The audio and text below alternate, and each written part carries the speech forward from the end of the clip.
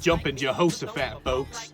We are back with another range candy find. Let's see what we got today. Man, I hope there's something nice in there.